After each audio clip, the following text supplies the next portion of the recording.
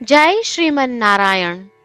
રામાનુજદાસ શ્રીમાન ગટ્ટુ વેણુગોપાલ સ્વામી દ્વારા વર્ણન કરેલ શ્રીમદ ભગવદ્ ગીતાનું ગુજરાતી ભાષાંતર હું આપને કહી રહી છું. અધ્યાય 11 વિશ્વરૂપ સંદર્શન યોગ. શ્લોક 26. અમી ચત્વામ ધૃતરાષ્ટ્રસ્ય પુત્રાઃ સર્વે સહૈવ અવનિપાલસંઘૈઃ ભીષ્મો દ્રોણઃ સૂતપુત્રઃ તથાસૌ સહાસ્મદીયૈઃ અપિ યોધમુખ્યૈઃ.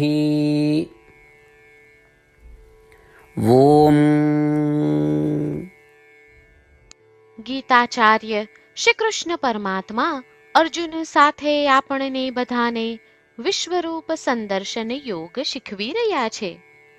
અર્જુન શ્રી કૃષ્ણને પ્રાર્થના કરી રહ્યો છે, હે શ્રી કૃષ્ણ, સમસ્ત કૌરવો, ધૃતરાષ્ટ્રના પુત્રો ભીષ્મ, દ્રોણ, કર્ણ આદિ કૌરવ સેનાના સર્વે રાજસમૂહો અને તે ઉપરાંત અમારી સેનાના સર્વે શૂરવીર યોદ્ધાઓ, તે બધા જ તમારા ભયંકર મુખોમાં ધસી રહ્યા છે. હે શ્રી કૃષ્ણ, એ સર્વે તેમના મૃત્યુને પ્રાપ્ત કરવા અને નાશ પામવા તમારા મુખોમાં પ્રવેશી રહ્યા છે.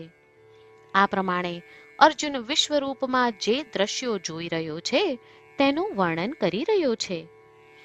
ચાલો આપણે એ સમજીએ કે શ્રી કૃષ્ણ પરમાત્મા તેમના વિશ્વરૂપમાં તેઓ ધર્મની સ્થાપનાનું કાર્ય અને પૃથ્વીના ભારને દૂર કરવાનું તેમનું કાર્ય બતાવી રહ્યા છે.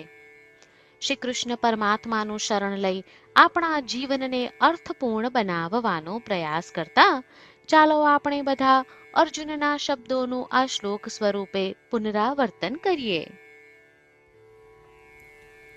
અમી ચત્વામ ધૃતરાષ્ટ્રસ્ય પુત્રાઃ સર્વે સહૈવ અવનિપાલસંઘૈઃ ભીષ્મો દ્રોણઃ સૂતપુત્રઃ તથાસૌ સહાસ્મદીયૈઃ અપિ યોધમુખ્યૈઃ. શ્રી કૃષ્ણ પરમાત્માએ આખી ભગવદ્ ગીતાનો સાર અધ્યાય 18ના શ્લોક 65 થી 70માં 8 ઉપદેશ દ્વારા કહ્યો છે. શ્રી કૃષ્ણ કહે છે, જે મારા આ 8 ઉપદેશ અનુસરે છે તે મને પ્રિય છે. એ સર્વે ભક્તોનું હું બધી જ રીતે રક્ષણ કરીશ. શ્રી કૃષ્ણ પરમાત્મા પાસેથી આખી ભગવદ્ ગીતા સાંભળ્યા પછી અર્જુન કહે છે, કરીશ્યે વચનમ તવ, એટલે કૃષ્ણ, હું તમારી આજ્ઞાનું પાલન કરીશ, તમે કહો છો એમ કરીશ. અને આથી જ શ્રી કૃષ્ણએ દરેક પ્રકારના યશ અને વિજય અર્જુનને આપ્યા છે. તો ચાલો આપણે પણ પરમાત્માને 8 વાતો પાળવાનું વચન આપીએ. પરમાત્માને આપેલા વચનથી મોટી કોઈ પૂજા, તપ કે યજ્ઞ નથી. 8 પ્રતિજ્ઞાઓ જે આપણે લેવી જોઈએ તે હું હવે કહું છું. આપ સૌ પણ એનો મન અને હૃદયથી વિચાર કરો. આ રીતે શ્રી કૃષ્ણને વચન આપતી વખતે આપણે સૌ શ્રી કૃષ્ણની હસતી મુખમુદ્રાનો મનમાં વિચાર કરીએ અને પરમ આનંદનો અનુભવ કરીએ. જય શ્રીમન નારાયણ. આપણા 8 વચનો આ પ્રમાણે છે. આપણું પહેલું વચન, હે શ્રીમન નારાયણ, તમારા ઉપદેશ પ્રમાણે હું હંમેશા તમારું ધ્યાન અને ચિંતન કરીશ. આપણું બીજું વચન, હે શ્રીમન નારાયણ, તમે કહ્યું છે તેમ હું સદાય તમારી ભક્ત રહીશ. આપણું ત્રીજું વચન, હે શ્રીમન નારાયણ, હું મારા કર્મો તમને સંતોષ થાય તેમ અને તમારી સેવા માટે કરીશ. આપણું ચોથું વચન. હે શ્રીમન્નારાયણ, તમે અનુસરવા કહ્યું છે તેમ મને પૂર્ણ શ્રદ્ધા છે કે હું તમારી છું. હું સદાય મારા હાથ જોડી તમને નમસ્કાર કરીશ, તમારી ભક્તિ કરીશ. આપણું પાંચમું વચન. હે શ્રીમન્નારાયણ, હું તમારા શબ્દો યાદ કરું છું. મામેકમ શરણમ વ્રજ. તમે તમારી શરણમાં આવવા કહ્યું છે. શ્રીમન્નારાયણ, હું માત્ર તમારા જ શરણમાં છું. આપણું છઠ્ઠું વચન. હે શ્રીમન્નારાયણ, આપે કહ્યું છે મા શુચ. તમે અમને આશ્વાસન આપી શોક ન કરવા માટે કહ્યું છે, તો હું દુઃખી નહીં થાઉં, શોક નહીં કરું.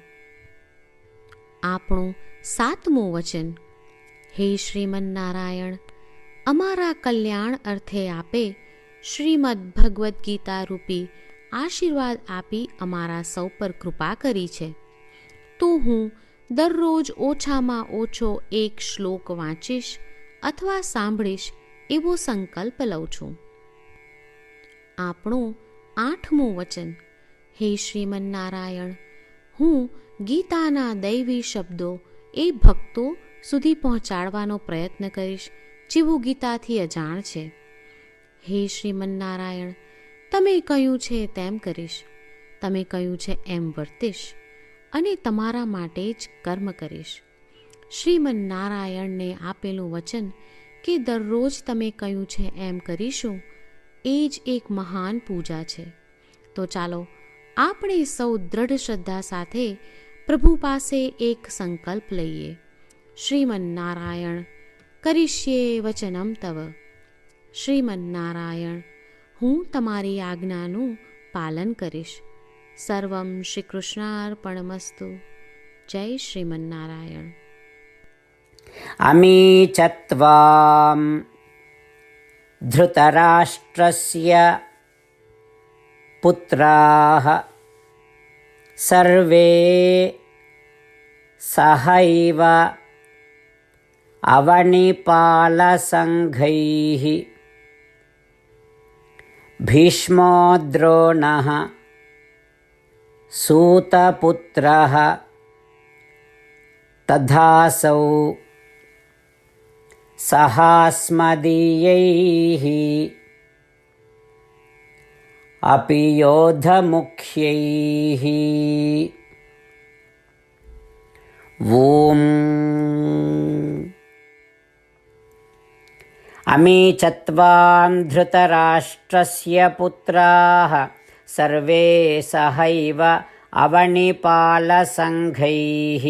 ભીષ્મો દ્રોણઃ સૂતપુત્રઃ તથાસૌ સહાસ્મદીયૈઃ અપિ યોધમુખ્યૈઃ. જય શ્રીમન્નારાયણ. તમામ ભક્તોને ખાસ વિનંતી. આપણા જીવનની દરેક બાબતોમાં આપણે તાત્કાલિક અને અસરકારક પરિણામો ઈચ્છીએ છીએ. આ પ્રાપ્ત કરવા માટે ચાલો દરરોજ 1 મિનિટ ફાળવીએ અને નારાયણાસ્ત્રમ વાંચીએ. નારાયણાસ્ત્રમ મેળવવા માટે તેની વેબસાઇટ જે www.narayanaastram.org છે તેના પર જાઓ અને રજિસ્ટ્રેશનમાં તમારું નામ અને ઈમેલ આપો. તમે આપેલા ઈમેલ પર તમને નારાયણાસ્ત્રમ PDF પ્રાપ્ત થશે. PDFમાં રામાયણનો એક શ્લોક, ગીતાનો એક શ્લોક અને એક વિષ્ણુ નામ છે. આ 3ને નારાયણાસ્ત્રમ કહેવામાં આવે છે. દરેક વ્યક્તિને આ શ્લોકોનું અલગ અલગ સંયોજન પ્રાપ્ત થાય છે. જ્યારે દરેક વ્યક્તિ 24,000 ભક્તો સાથે તેમના નારાયણાસ્ત્રમને દરરોજ વાંચે છે અથવા સાંભળે છે, ત્યારે સમગ્ર રામાયણનું 1 વાર પારાયણ, શ્રીમદ્ ભગવદ્ ગીતાનું 33 વાર પારાયણ અને વિષ્ણુ સહસ્ત્ર નામનું 24 વાર પારાયણ રોજ પૂર્ણ થાય છે. આ એક અદ્ભુત અને અસાધારણ પરિણામ છે. તેથી તમે અને તમારા પરિવારના સભ્યો તરત જ વેબસાઇટ પર જાઓ અને તમારું નારાયણાસ્ત્રમ મેળવો. જય શ્રીમન્નારાયણ.